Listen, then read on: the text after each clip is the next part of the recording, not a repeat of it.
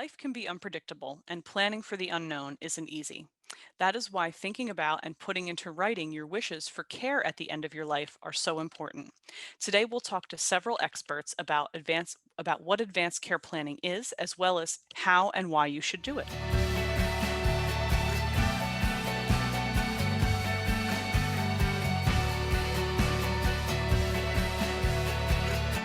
Welcome to Aging Insights. I'm your host, Melissa Chalker. Today I'm joined by Dr. David Barilli from the Goals of Care Coalition of New Jersey and social worker Lori Pausner, who are going to walk us through the important topic of end-of-life planning. They're going to tell us about the tools and resources available to make sure that your providers as well as your family know your end-of-life care wishes. Welcome, Dr. Burleigh, to Aging Insights. Thank you so much for joining us today. This is a really important topic that we want to cover, and I'd really love for you to talk to our audience about what advanced care planning is and why it's so important. But before we jump into that, if you could just share with our audience a little bit about yourself and your background, and specifically about your role in creating the Goals of Care Coalition. Oh, sure. Yeah, I am a geriatrician by trade. So I trained in internal medicine, and then I did a fellowship in geriatric medicine at Mount Sinai, and there got interested in palliative medicine also.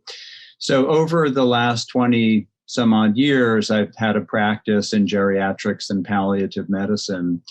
And when I moved to New Jersey, and this was about 15 years ago, I was really struck by what I call the discord that existed at the bedside, where doctors were doing one thing and the patients wanted another thing. And it was more often burdensome care that was being offered, and the patient just wanted out of the hospital, or family wanted less aggressive care. Sometimes it was also ageism too, and the families would want more interventions and the doctors were prescribing less because of the age.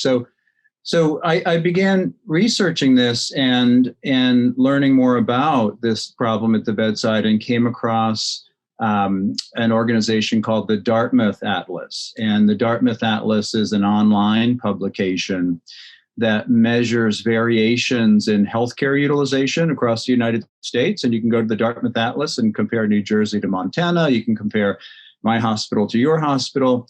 And what they've been able to demonstrate over the years, in regions of high spending, the health outcomes are worse. And in regions of low spending, the health outcomes are better. And so it's kind of interesting. And if you look at New Jersey, there's a lot of spending at the end of life. And specifically, if you look at the final 6 months of a senior's care in New Jersey, that senior during the final 6 months will spend more days in the hospital, more days in the ICU, see more subspecialists and more Medicare dollars spent than in any other state. So we are last on all these end-of-life measures. So Goals of Care was really a response to that. So we started Goals of Care years ago in an effort to improve medical decision-making at the final phase of life. And in the last few years, we've evolved into a coalition under the leadership of Lori Feldstein. Yeah, I greatly admire the work that you and Lori are doing, and I think it's such a needed conversation. Specifically, we know that people have a really hard time talking about this, right? It's not something that you sit down readily and say to your children or ask your parent about. And so we know it's a difficult conversation. Can you talk a little bit to why it's so important to have the conversation? Yeah, it's so important because the default of the medical system is to do everything we possibly can to prevent death, right? We have a very intense kind of rescue culture in our medical establishment in the U.S. And if someone does not have any written instruction to guide us, and they're unable to have this conversation, they will be brought into the hospital. They will be brought up to the ICU. They will have CPR, cardiac resuscitation, if there's no guidance and nothing that documents their decision. So this is the main message I think your viewers or listeners should understand. The default is to do everything. Yeah, and I think that's really important to know. It's one of those things, if you don't say what you want, or you don't put something in writing, then like as you said, the default is to do everything, right? If we order food from a restaurant and we don't want mayonnaise on our sandwich, if we don't tell them, they're going to put it on there. The same thing. I hate to make that simple of a correlation here, but it's sort of the same thing. If you don't say what your wishes are, they're just going to do the default. And so, as difficult as the conversation is, it makes those end of life pieces easier, so no one is put in a hard situation of having to make a decision that they don't know what you would want, what you would have wanted, right? So we know that it's important to talk about it, even though it's difficult. So what are some of the tools available, or what is the Goals of Care Coalition stance on how to broach the topic using the tools available? Well, first of all, before we get to the tools, I think that we just all need to speak more about this stuff. So doctors really need to better engage their patients and the patient's family members on preferences for care. We just need to embed it into the routine. We just need to do a better job of talking about preferences for care. And most Americans, I think, are willing to have this conversation. We want to talk about it. We want information about prognosis. And most Americans have opinions about this stuff. It's just that, we are a youth-oriented society, right? I mean, we kind of shun death and we don't want to talk much about it. So that's one of the main barriers. We need to, I think, better educate even young people, right, on self-determination and the ability to make choices in healthcare. And it's really entirely up to you. So we really need a culture change, I think, that should begin at the high school level in health class. But I think that we certainly need to do a better job in the outpatient office, just talking about this. Patients need to have these discussions with their family members. And when ready, then we should have documents for them. So my general opinion about this is absolutely most healthy adults should have a living will and advance directive. And there are some challenges with that, and we can talk about that. Yeah, well, I'm glad that you've mentioned that, because I think people do think of advanced care planning or advanced directives as something that's only for sick people, and so I'm glad that you've made that point, that even a healthy adult should have this. Sure. Yeah, and most people in this business of medicine and advanced care planning would agree that even healthy adults, 18 and over, should have a written advanced directive. And the challenge, though, that we have with advanced directives is that most of them are filled with legal mumbo jumbo, and most of them are complete. The majority of them, sadly, in the U.S., are completed by attorneys. And it's unfortunate, because when you look at that advanced directive, it doesn't give a lot of good guidance on what we should and should not do. And we also, the system doesn't do a very good job, our medical system, of looking for advanced directives and talking about them, right? We have situations often where it's several days into the hospitalization, and we finally think to ask the loved one, hey, does your loved one have a living will that we can look at? And then we hear rustling paper in the background, and they pull it up and we try to read it, and it's just filled with legal language. So the system isn't really built for supporting these documents. And so a lot of people are saying now, or kind of scratching their heads over whether it was really, if this is really the best way to go, to have these written documents. And I still think it is, because number one, on these documents, we can assign a healthcare proxy, a surrogate decision maker. And even if the advanced directive just does that, that's important, right?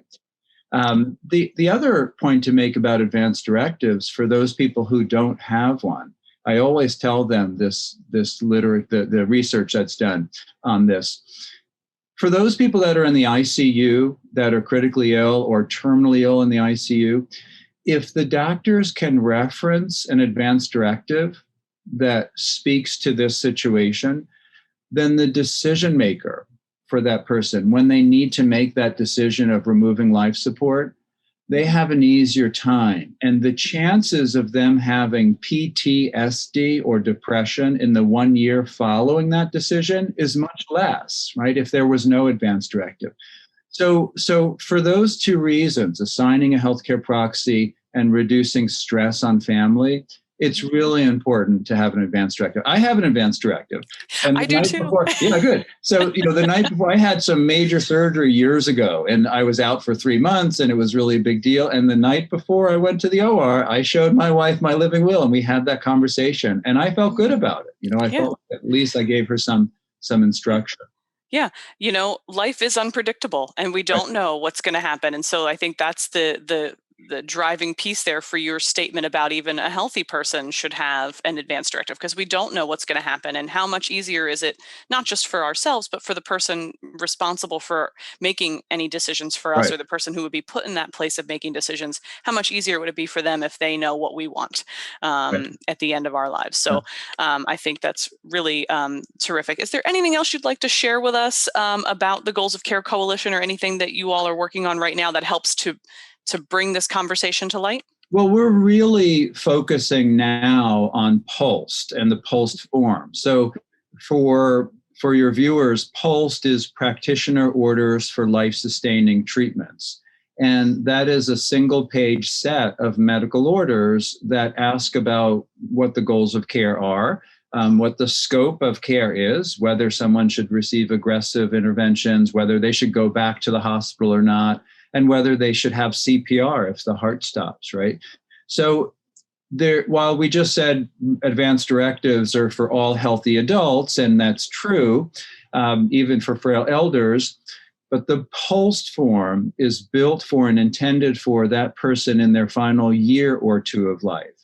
So during the pandemic now, we've been really focused on helping skilled nursing facilities, nursing homes, complete their PULSed forms because of obviously the trauma and devastation that we've had over this past year, with not just frail elders being sent to the ER, but particularly important, those elders in the nursing home with no instruction on what to do, coming to the ER with COVID, terminally ill with COVID, and having resuscitation and placed on breathing machines.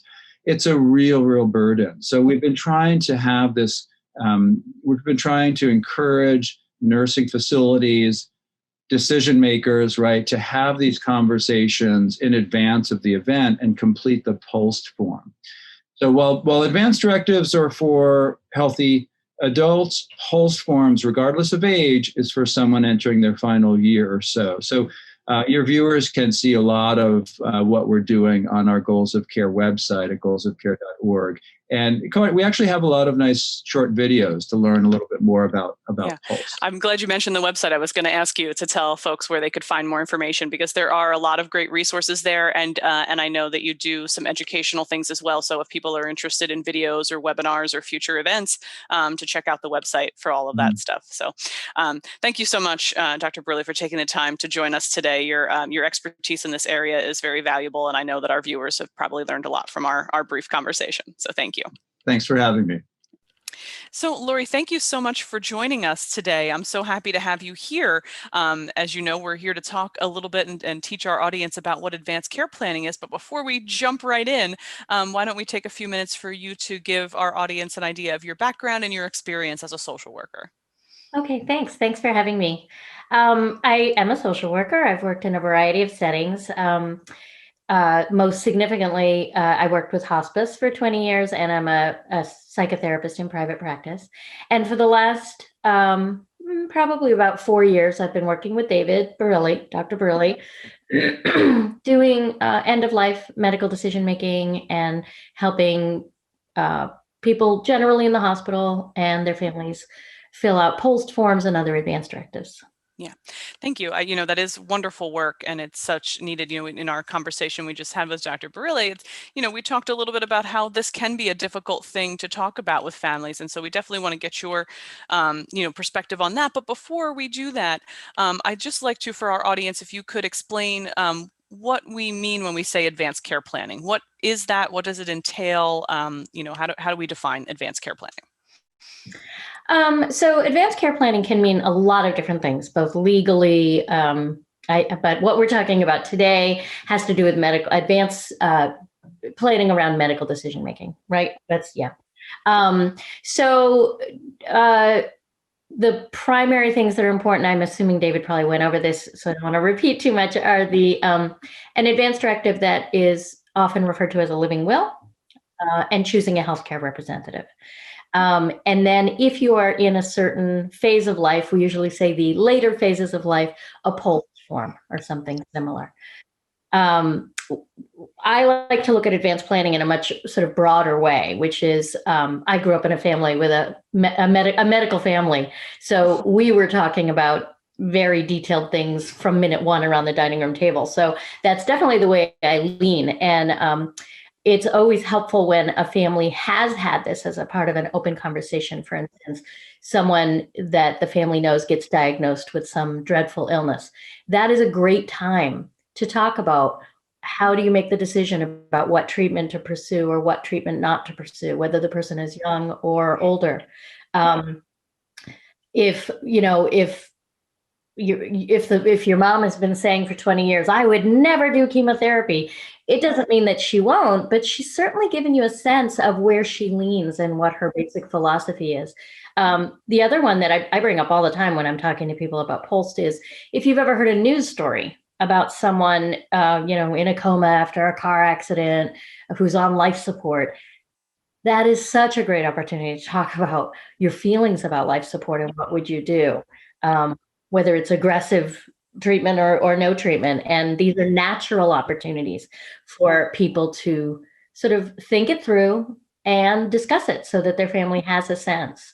The most difficult cases are ones where a word has never been spoken about this stuff. And that's just tough because that leaves family members sort of grasping to try and wonder what the person would have wanted. And it's just tough. It's a gift to your family to talk about it before you need it. Yeah. Oh, thank you. Thank you for saying that. That is such a wonderful way to look at it. It is a gift, to look at it that way. And I'm sure you've seen a variety along that spectrum of dealing with patients whose families have talked about it or haven't, and anywhere in between, right? And I think you've given some great examples of some prompts to help you discuss this and bring it up with your family. But in your role as a social worker, what are some of the tools or ways in which you've been able to bring this issue up for families, depending on where they are on that spectrum? Yeah, well, for me, mostly I am dealing with it in a hospital, in a setting where something is actually going on. And I have the luxury of the structure of my job of saying, okay, so we need to have these discussions.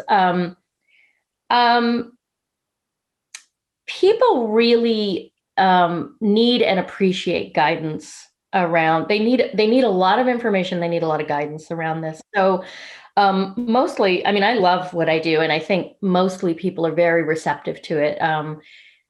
Maybe a little less so if you just see them in the supermarket and you bring it up, but when it's bedside at the hospital, people are searching for some guidance, frankly. And physicians and other medical staff are in the perfect position to do that. One of the things that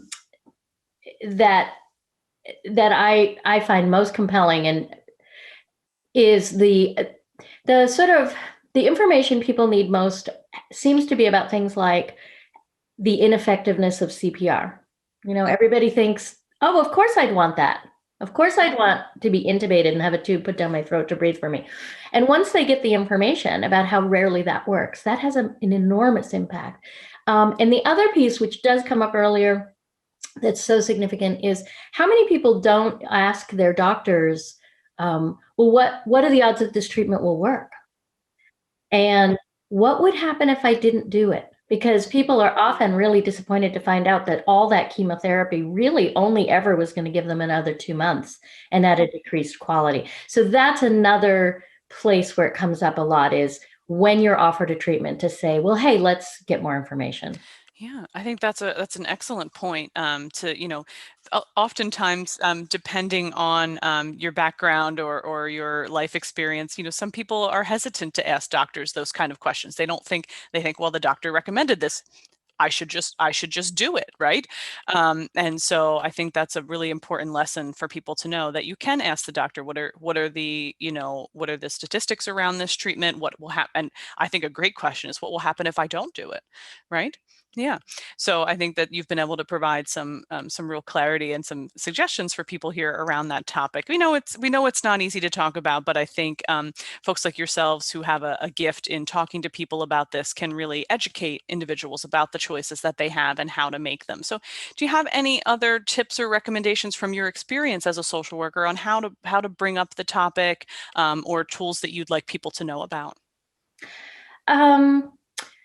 How to bring it up? I mean, I think just being direct, whether you're talking to your parent or a parent needs, it's so funny because I think it's the same number of people where it's the kid saying, Mom, we need to talk. And the same number of people where the dad's like, daughter, we need to talk, like it's both, there's reluctance on both sides. And I often recommend things like Thanksgiving dinner as a time to actually bring up a hypothetical or a real situation and talk about it and say, okay, this is the situation. What do you think? What would we do? What would you do? What would you want us to do?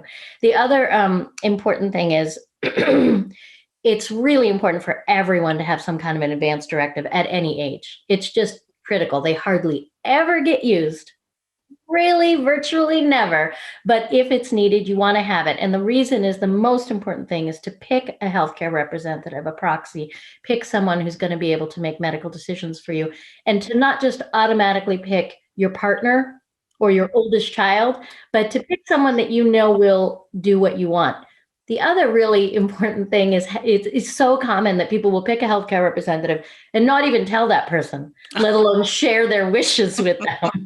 So you want to be really clear that the person can follow what you want, because that's the law. It's not to do what they want. It's to do what they think you wanted. Right. And you don't need an attorney for these things. Very you. important. I don't know if David mentioned that. Do not pay. And I mean, if they're going to throw it in with the package with your legal will and the other things, fine.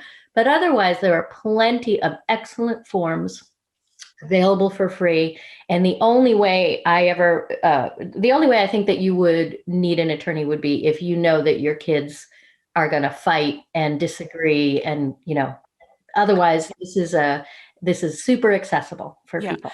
Thank you for mentioning that, because we did cover it just briefly with Dr. Burleigh, where he mentioned a lot of the forms are very legal in nature. And so I think it's important to let people know that an advanced directive doesn't have to be all this legal language and complicated stuff. It should be something that is very personal, right? Can you just say maybe a little bit more about that for our audience? Sure. I have so many opinions about advanced directives because I've seen so many. I find, and I think most doctors agree, the simpler, the better. Unless you are a medical professional, you probably don't have the knowledge to say, I want this, but not that. I want this, but not that. I want this for 5 days and then stop. I mean, it's too detailed. Plus, if it's too complicated, no doctor's going to actually read it. Or if they skim it, they're not going to be able to follow it. So it's most important to have a simple document that shows your philosophy. And I actually love the one that our hospital uses, which the way I describe it to people is, okay, so there's a spectrum. You're in a coma. You're on life support. Where are you on this spectrum? Keep me alive. You never know. There could be a miracle. I could wake up. Or if you cannot do it, don't do it. If you've already started it, stop it and let nature take its course. Just give people the idea of where you are on that so that your wishes can be roughly followed. Yeah. That is wonderful advice, and thank you for sharing that with us. We did mention previously that the Goals of Care Coalition website has a lot of great resources where people can learn more about these tools and more about how to have the conversation. Are there any other websites or places you would direct people for more information? I think that depending on, most people are in New Jersey, so Goals of Care is going to absolutely give you everything you need in terms of the pulse and tons of videos and great things about end-of-life decision-making. If anyone is here from another state, there are lots of good national resources as well. Pulse is more specifically for people who are either nearer in their final phase of life or for people who have very strong feelings. I've known 60-year-olds who say, I don't want CPR. that would be a good person to also have it. I don't, nothing off the top of my head, but there's lots of good resources and tons that are free and easy to get information at. But I would definitely start with goals of care. Yes. Great. Thank you so much for that. I'm sure they appreciate that extra added Yes. plug as well to visit their website. It is really a great, they do have great stuff there. So Lori, I can't thank you enough for your time and your expertise. This is a difficult subject, but you make it easy to talk about. And I'm sure that the patients and families you've worked with appreciate that as well. So thank you for your time. Thank you. Thank you for watching this episode of Aging Insights. For more information and to watch previous episodes, please remember to visit our new website at www.njaaw.org and click on the Aging Insights page. We hope that you found this episode helpful. I know that I learned so much from our two guests. And don't forget to visit the Goals of Care website for more information. And for further information about senior services and resources in your community, remember that you can reach out to your county office on aging. Their phone numbers are listed on our website, or you can call the state hotline at 1-877-222-3737. And please remember, wear your mask, wash your hands, and stay a safe physical distance from others, but remain socially connected. Thanks for watching. Remember to tune in next time.